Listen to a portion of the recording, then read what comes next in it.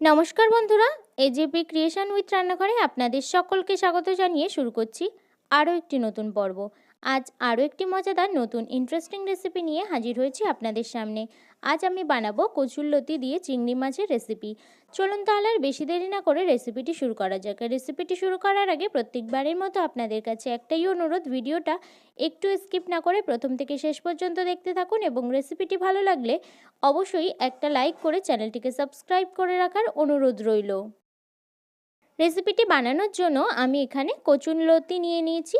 এবার এই কচুরলতিগুলোকে খোসা ছাড়িয়ে ভালো করে কেটে নেব, কেটে তারপর ধুয়ে নেব।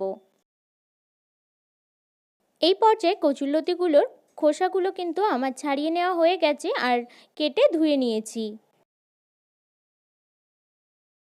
আর এখানে কচুরলতি দিয়ে চিংড়ি মাছের রেসিপিটি বানানোর জন্য আমি এখানে চিংড়ি মাছ নিয়ে নিয়েছি।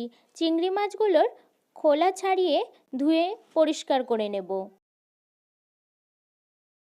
এই পর্যায়ে চিংড়ি মাছগুলোকে কিন্তু আমার খোলা ছাড়িয়ে ধুয়ে পরিষ্কার করে নিয়েছি। চিংড়ি মাছগুলো প্রথমে ভেজে নেব, তার জন্য দিয়ে দিচ্ছি নুন দিয়ে চিংড়ি মাছগুলোকে ভালো করে মাখিয়ে নেব। চিংড়ি মাছগুলো কিন্তু নুন মাখানো হয়ে গেছে। আমি এখানে চিংড়ি মাছগুলো ভেজে নেওয়ার জন্য কড়াইতে তেল গরম হতে বসিয়ে দিয়েছিলাম। তেলটা কিন্তু এই পর্যায়ে গরম হয়ে গেছে। আমি দিয়ে দিচ্ছি একটু হলুদ গুঁড়োটা দেওয়ার পর তারপরে নুন মাখানো চিংড়ি মাছগুলো দিয়ে দিচ্ছি ভেজে নেওয়ার জন্য।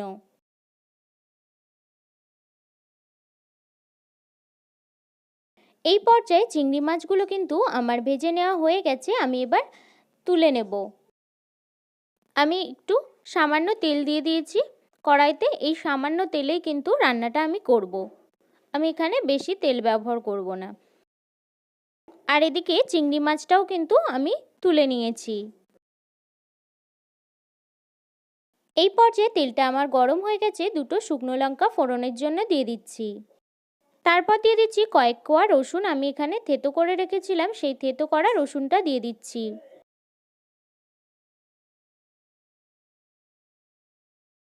এই পর্যায়ে রসুনটা কিন্তু আমার হালকা ব্রাউন কালার চলে এসেছে। এই পর্যায়ে কেটে ধুয়ে রাখা কচুরলতিগুলো দিয়ে দেব।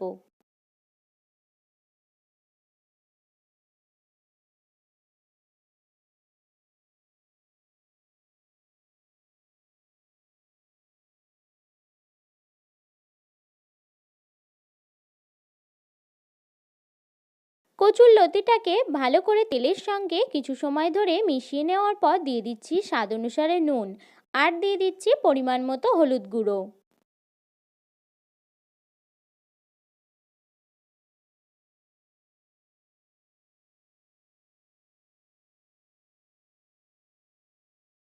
এখানে কচুরলতিগুলো তাড়াতাড়ি সিদ্ধ হয়ে যাওয়ার জন্য সামান্য একটু হাত দিয়ে জল ছিটিয়ে দিয়ে দিচ্ছি। খুব সামান্যই কিন্তু আমি জল দিয়েছি, হাত দিয়ে ছিটিয়ে যতটা জল দেওয়া যায়। তারপর ঢাকা দিয়ে রান্না করে নেব কিছু সময়।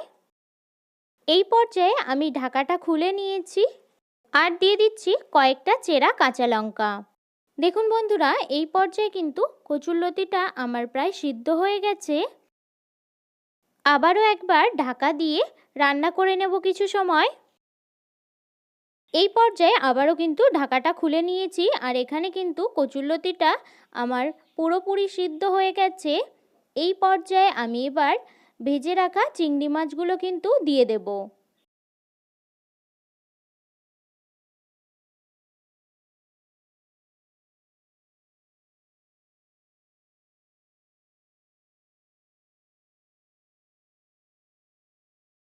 চিংড়ি মাছটা দেওয়ার পর তারপরেও কিন্তু আমি 8 থেকে 10 মিনিটের মতো রান্না করে নিয়েছি। এই পর্যায়ে কিন্তু আমার রেসিপিটা রেডি হয়ে গেছে। আমি এবার নামিয়ে নেব।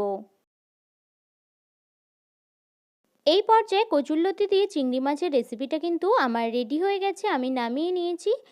এই রেসিপিটা কিন্তু খুবই টেস্টি। আপনারা আমার এই রেসিপিটি ফলো করে বাড়িতে বানাবেন। আশা করি আপনাদের সকলের খুব ভালো লাগবে। আর আমার এই কচুরলতি দিয়ে চিংড়ি মাছের রেসিপিটি যদি আপনাদের ভালো লেগে থাকে তাহলে অবশ্যই একটা লাইক করে দেবেন এবং কমেন্টের মাধ্যমে জানাবেন আমার এই রেসিপিটি আপনাদের কাছে কেমন লেগেছে। এবং বেশি বেশি করে শেয়ার করে আমার পাশে থাকবেন, আমাকে আরও উৎসাহিত করবেন। আর আপনি যদি আমার চ্যানেলে নতুন বন্ধু হয়ে থাকেন এবং আরও নিত্য নতুন ইন্টারেস্টিং মজাদার রেসিপির আপডেট পেতে চান, তাহলে প্লিজ আমার চ্যানেলটিকে সাবস্ক্রাইব করে পাশে থাকা বেল আইকনটি প্রেস করে অল নোটিফিকেশান অন করে রাখবেন, যাতে সমস্ত ভিডিওর আপডেট আপনি ঠিক সময় পেয়ে যান। আজ এই রেসিপিটি এই পর্যন্তই। আরও একটি মজাদার নতুন কোনো ইন্টারেস্টিং রেসিপি নিয়ে আপনাদের সাথে আবারও দেখা হবে আরও একটি নতুন পর্বে। সবাই সুস্থ থাকবেন, ভালো থাকবেন এবং সাবধানে থাকবেন।